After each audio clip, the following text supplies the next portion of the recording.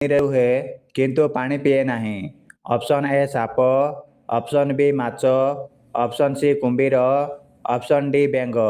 ଏହାର ସଠିକ୍ ଉତ୍ତର ଜାଣିଥିଲେ କମେଣ୍ଟ କରନ୍ତୁ। ମୁଁ ଆପଣମାନଙ୍କୁ ସମୟ ଦେଇଛି।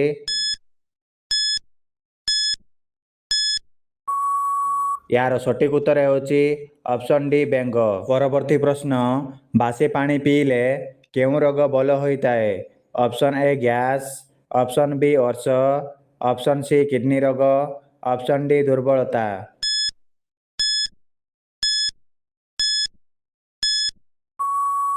ଏହାର ସଠିକ୍ ଉତ୍ତର ହେଉଛି ଅପସନ୍ ସି କିଡନୀ ରୋଗ। ପରବର୍ତ୍ତୀ ପ୍ରଶ୍ନ, କେଉଁ ଦେଶରେ ପ୍ରଥମେ ଉଡ଼ାଜାହାଜ ତିଆରି ହୋଇଥିଲା? Option A Bharat, option B America, option C Japan, option D Russia.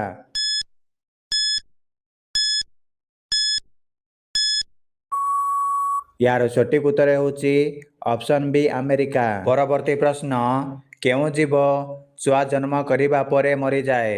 Option A ନେଉଳ, ଅପସନ୍ ବି ଝିଟିପିଟି, ଅପସନ୍ ସି ମାଛ, ଅପସନ୍ ଡି ବିଛା।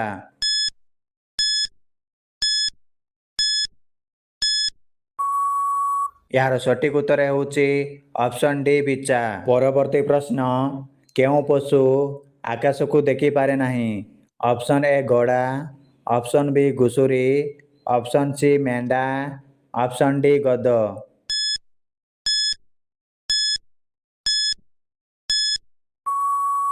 ଏହାର ସଠିକ୍ ଉତ୍ତର ହେଉଛି ଅପସନ୍ ବି ଘୁଷୁରୀ। ପରବର୍ତ୍ତୀ ପ୍ରଶ୍ନ, ଓଡ଼ିଶାରେ ପ୍ରଭୁ ରାମଚନ୍ଦ୍ରଙ୍କର ମନ୍ଦିର କେଉଁଠାରେ ଅବସ୍ଥିତ?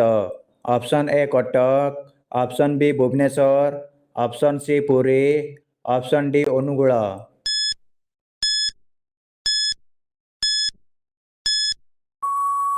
ଏହାର ସଠିକ୍ ଉତ୍ତର ହେଉଛି ଅପସନ୍ ବି ଭୁବନେଶ୍ୱର। ପରବର୍ତ୍ତୀ ପ୍ରଶ୍ନ, ଓଡ଼ିଶାର କେଉଁ ସହରରେ ସବୁଠାରୁ ଅଧିକ ମନ୍ଦିର ଅଛି? Option A Puri, option B Brahmapur, option C Bhubaneswar, option D Cuttack.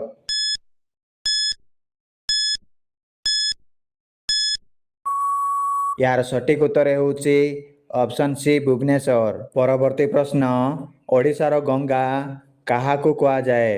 Option A Kaveri, option B Mahanadi, option C Yamuna, option D Trishna.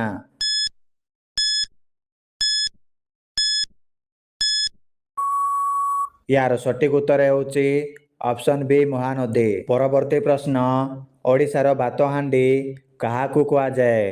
Option A Kalahandi, option B Bargarh, option C Kandhamal, option D Mayurbhanj.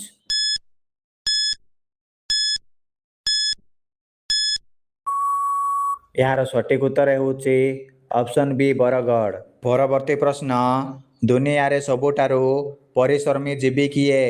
Option A ହାତୀ, ଅପସନ୍ ବି ଭାଲୁ, ଅପସନ୍ ସି ପିମ୍ପୁଡ଼ି, option D ବାଘ।